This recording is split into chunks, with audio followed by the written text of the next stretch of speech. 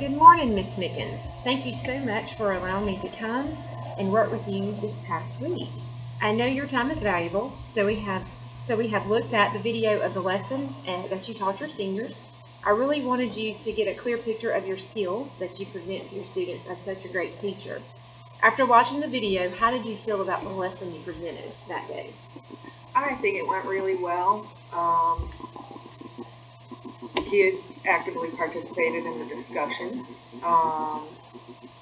and some days they don't. So it was a good day. Good. They really did. Good. Did a good job. Do you feel as though your students were engaged throughout most of the lesson?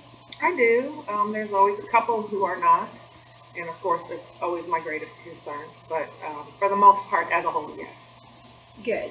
And I did too. Viewing the lesson, I noticed you had a couple of students that wanted to be, heard, speak out before the others. Got very dominant. And then some that were kind of quiet and reserved. I'm going to ask a few identifying questions so we can identify a goal for you. These questions are based on a scale from 1 to 10, with 1 being the worst lesson you've ever taught and 10 being the best. How would you rank that lesson? Well, probably 6. Okay. So you didn't give it a 1, so that's good. And you didn't give it a 10, so why did you give it a 6? What would you say was you were pleased about the lesson? Ideally, when we do an anticipation guide, that's a very informal class discussion. You're not going to have your very high level conversations you'd have in other class discussions, like if you're examining a text and talking about the text itself. But they all participated, and that was good. And so that's why I gave it a 6. But again, like you mentioned, you have 1 or 2 who will never say anything, and then you have 1 that dominates. And what that does too, it's not just the dominating the conversation that's troubling, it's how the other kids react to it too. Right. Because there are just kids that are like, yeah, and yes. It kind of hurts the vibe of the whole. Right. Gotcha. So, just reviewing the video and everything that you saw, what would you do, or how could we together work to make that a 10, make that lesson a 10? What is something you think we could do together, or maybe you might want to implement next time? I think first and foremost, we need to tamp down students who, and I hate to use that term because you want them to all talk, and sometimes it's the only place, English class is the only place they feel like they can have that conversation. But we do have to tamp it down a bit. Right.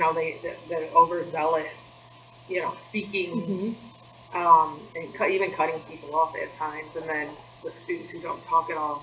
So to improve that, I would say, something that is more effective, that keeps track of who's speaking, the level, the degree of their questions asked as far as difficulty.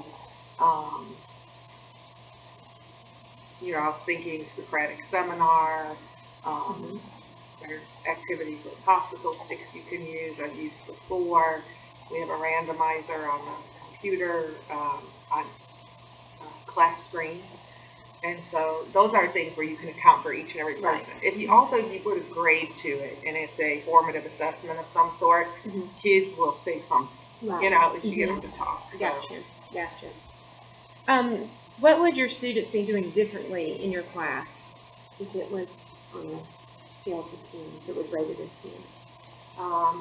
I think, again, all participation, full participation, but also even responding to each other. Not waiting for me to ask a question or offer a suggestion to motivate them. I would say a conversation very independent of even me, which is me facilitating.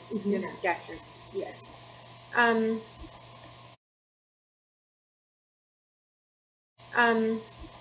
So you've told me a little bit of what that would look like.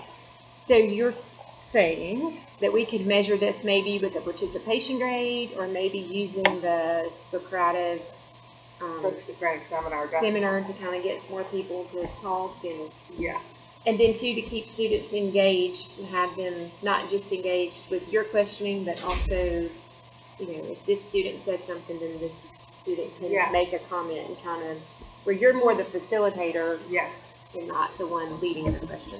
Okay. And there are now ways to do it where, like in a Socratic seminar, you would put them in a circle and you put where they're sitting, use their initials so it's easier to keep up, and literally use diagramming. So it almost looks like you're weaving a basket, and you go back and forth, and that way you know who responded to whom.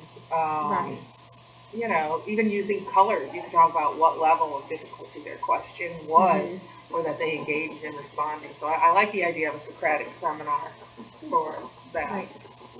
All right.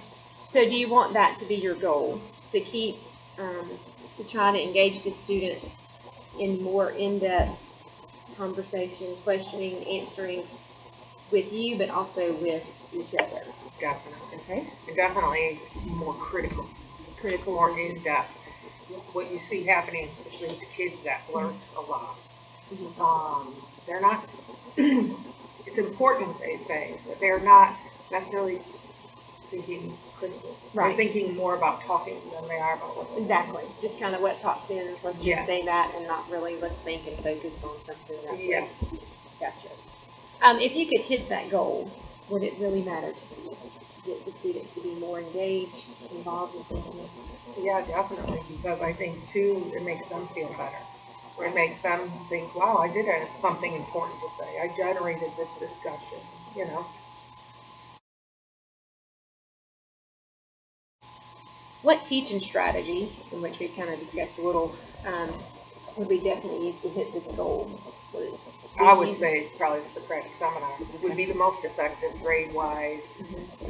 Plus it addresses so many of the standards, all the way from like critical thinking to, you know, the speaking aspects, the speaking standards in the ELA milestone. Good. So,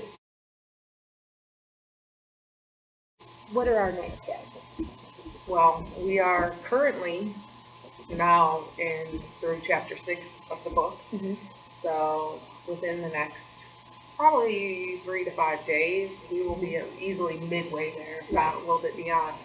And I feel like that would be a really good time to plan for a Socratic seminar. See how that works. See how people are understanding the book so far. And again, you told me you were reading Frankenstein, and it's a good book, but sometimes a little in-depth. They kind of need to dig a little. It's a lot of, there's not a lot of dialogue. That doesn't come to like the Victorian era, so it is science fiction, but it's also not what they expect. It's a little more dull, especially the, you know, romantic period. So there's a lot of pastoral descriptions of things, and that sometimes can be dull. So it's important to get them to focus on applying the concepts of romanticism to the book.